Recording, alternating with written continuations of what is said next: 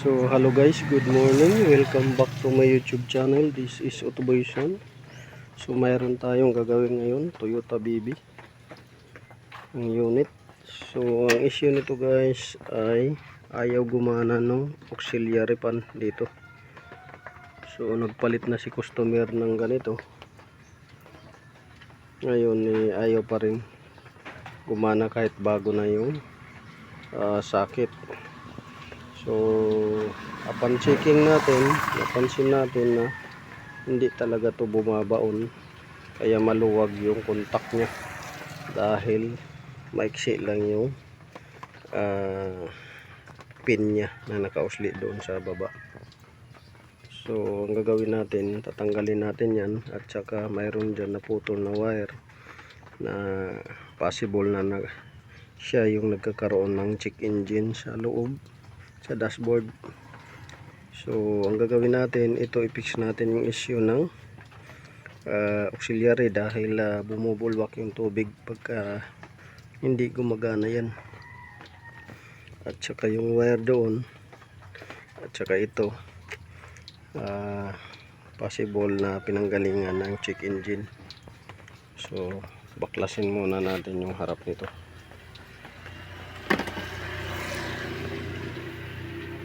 So hello guys, ito guys, na-fix na natin yung wire ng auxiliary pan. So terminal na lang yung gamit natin. Pinutol natin yung socket. Ito, pinutol na lang natin to kasi wala rin silbi to, hindi rin makakonek, maatras. Ito naman yung luma nya, sunog.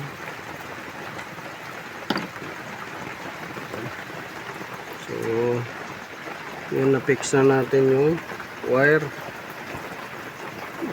Tapos hindi ito nilabas natin, itong puti ground to, itong black ito yung positive na ano nya. So dinugtungan lang natin ng wire para may access tayo dyan if ever na magka problema or baliktad yung ikot. So ito naman yung sa iyak valve nya, idle air control, putol. So tatlong wire yan. So bago nyo putulin yan or bago nyo i-repair, ngayon ang gagawin nyo, ilista nyo yung kulay, picturean nyo. Sunod dito, i-fix natin. So ayan guys, naikabit na natin at naibalik na natin yung mga accessories na tinanggal natin. So naibalik na natin itong ano nya, auxiliary pan. Ayan, sa labas sa aircon. Yung condenser tinanggal na lang natin dahil hindi naman ginagamit yun dahil may leaking. So ito naikabit na natin, ayan. Tapos dito naikabit na rin natin yung wire na putol at saka yung sa auxiliary pan naikabit na rin natin, pati itong hose naikabit na rin natin. Tapos yung map sensor, ito tinanggal natin para malinisan. Ito, tanggal na natin.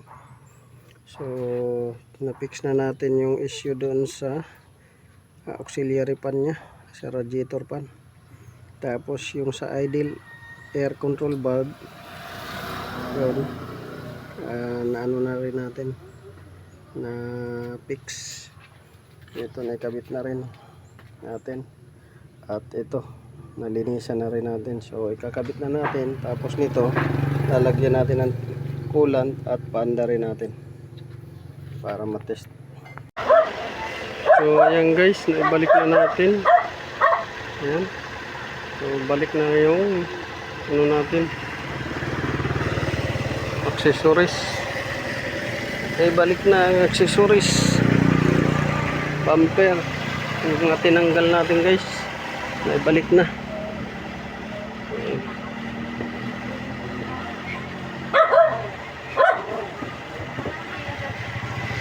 So ngayon pinandar natin obserbaran natin kung mag-automatic ba yung ano niya.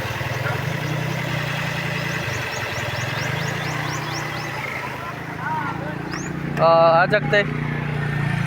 Usok.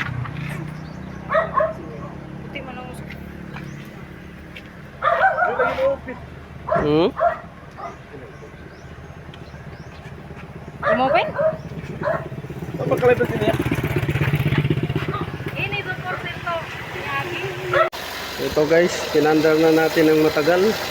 So check natin kung gagana yung fan na ginawa natin. Hintayin natin na umikot.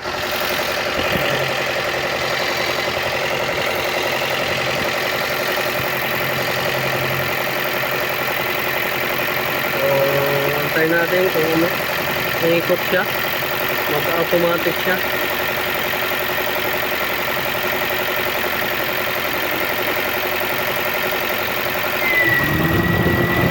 Yun guys, automatic na siya. Ayan, maririnig ninyo. So okay yung ginawa natin, nag-function na. Ayan.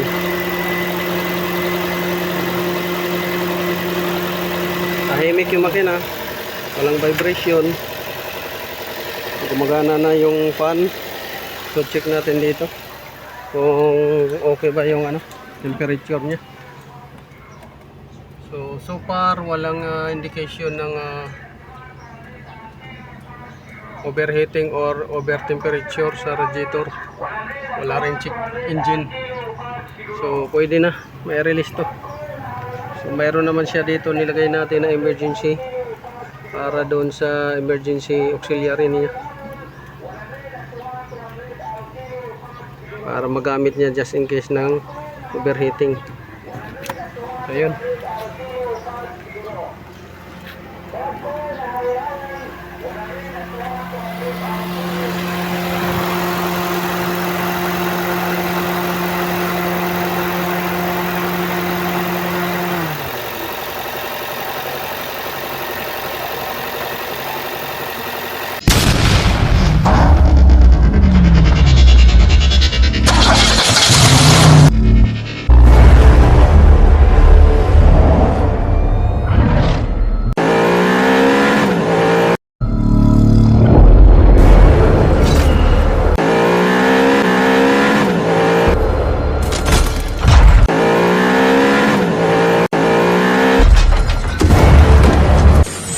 Make